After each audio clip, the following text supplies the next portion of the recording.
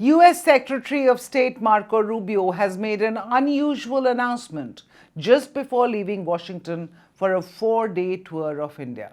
Standing at the airport, Rubio openly declared that America wants to sell India, and those are his words, as much energy as they will buy. We want to sell them as much energy as they'll buy. And obviously, you've seen, I think we're at historic levels of U.S. production and U.S. export. We want to be able to do more. We were already in talks with them to do more. We want it to be a bigger part of their portfolio. We also think there's opportunities with Venezuelan oil. And then came the bigger twist. Rubio revealed that Venezuela's interim president, Delcy Rodriguez, would soon travel to New Delhi to personally push for an oil deal with India.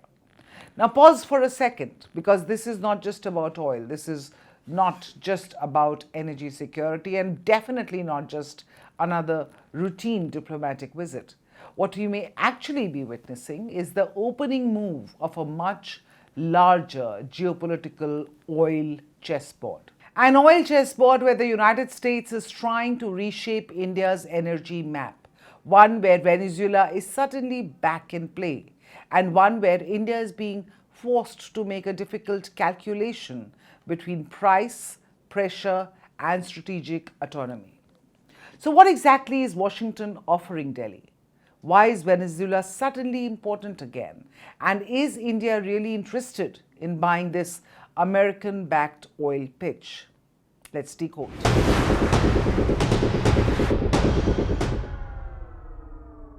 To understand why the United States is suddenly selling Venezuelan oil to India, you first need to understand what happened to India's energy lifeline over the last few months. Back in February, military strikes involving the US and Israel dramatically altered shipping through Strait of Hormuz.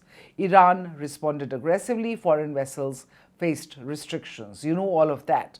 Oil movement, therefore, through one of the most critical choke points in the world was disrupted. And India felt the shock immediately. Middle Eastern crude deliveries to India reportedly collapsed by almost 61%. Think about that. For decades, the Gulf has been India's primary energy artery. At one point, nearly half of India's crude imports came from the Middle East.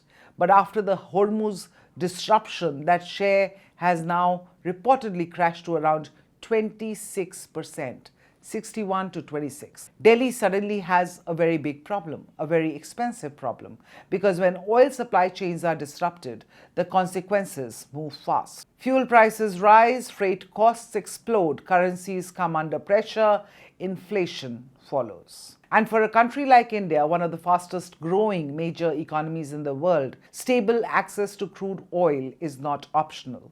It is a must. So India did what it has increasingly done over the last few years. It turned back to Russia. Russian crude imports surged sharply again, reportedly touching record highs in March 2026. But there was a complication. Washington had already been pressuring India to reduce dependence on Russian crude. In fact, the US tied punitive tariff threats to that issue. So from Washington's perspective, this became a strategic problem. India needed oil, Russia was filling the gap, and America needed an alternative supplier to place on the table. That alternative is Venezuela. India and Venezuela are not strangers. Long before sanctions tightened, India was already importing significant amounts of Venezuelan crude. Reliance Industries was among the key buyers. Indian public sector companies had partnerships with Venezuela's state-run oil giant PDVSA going back years. So the relationship already exists. The pipelines of engagement are already there. But sanctions froze much of that activity. Now Washington appears ready to reopen that door. And that is where the geopolitical layer becomes almost impossible to ignore. Because according to this emerging framework, Venezuelan oil is not simply returning to markets naturally. The United States is actively facilitating it. Sanctions are being eased, restrictions are being loosened, Americans and allied firms are being encouraged to re-enter Venezuela's energy sector. And India is being invited in, but this is not charity diplomacy. This is strategic leverage. Because from Washington's perspective, this move potentially achieves multiple objectives and almost simultaneously. It weakens Russia's energy hold over India, reopens Venezuela under US oversight, creates new non-Gulf supply lines, expands American influence over global oil flows. That is the real game here.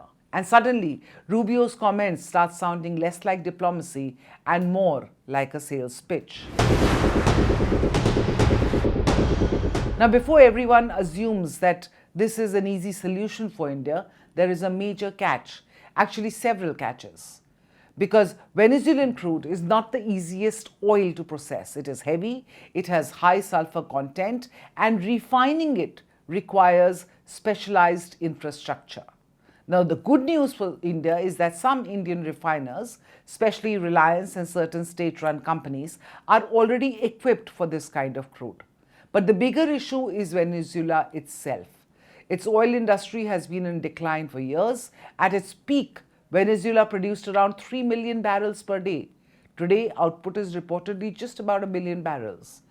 Decades of political instability, underinvestment, sanctions, and of course the infrastructure collapse have devastated production capacity. Even global energy experts remain deeply skeptical. ExxonMobil's CEO reportedly described Venezuela's oil infrastructure as uninvestable earlier this year. And analysts believe any serious recovery could take years, possibly decades, and hundreds of billions of dollars in investments. So yes, Venezuela has enormous reserves, but reserves on paper and actual export capability are two very different things. Which means India will ask one simple question: can Venezuela reliably deliver at scale? Because Delhi is not looking for headlines. Delhi is looking for dependable supply. Now, here's where India's approach becomes extremely important. India is not putting all its eggs in one basket. And that may be the most crucial part of this entire story. According to the details emerging, India today sources crude from more than 40 different countries. About 70% of its imports are already routed outside the Strait of Hormuz. It maintains strategic petroleum reserves with roughly a 74-day buffer. And perhaps most importantly, India is simultaneously talking to everybody: Russia, Saudi Arabia, Iraq, the UAE, the United States, and now, of course, also Venezuela. That is classic Indian strategic balancing. Keep every option open. Depend on nobody completely. Commit exclusively to nobody. Because Delhi has learnt a very harsh lesson over the past few years. Energy dependence can become geopolitical vulnerability. Too much depends on Gulf routes becoming risky during a regional conflict. Too much dependence on Russia invites Western pressure.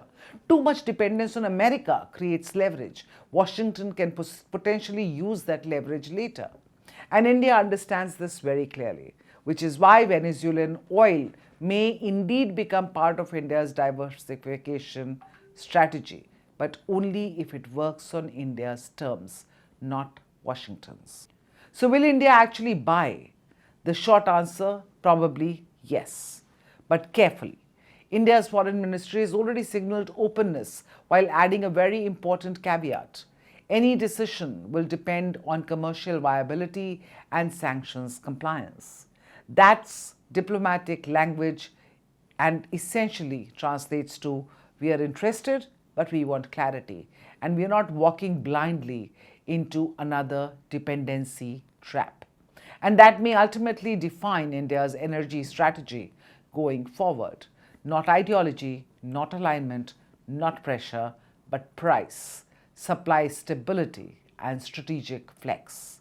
Because for India, energy security is now national security. And in a world where wars, sanctions, tariffs, and shipping choke points can disrupt oil overnight, Delhi's real strategy is simple: keep every door open, even if the oil comes from Caracas, even if the pitch comes from Washington, and even if the geopolitical strings attached remain impossible to ignore.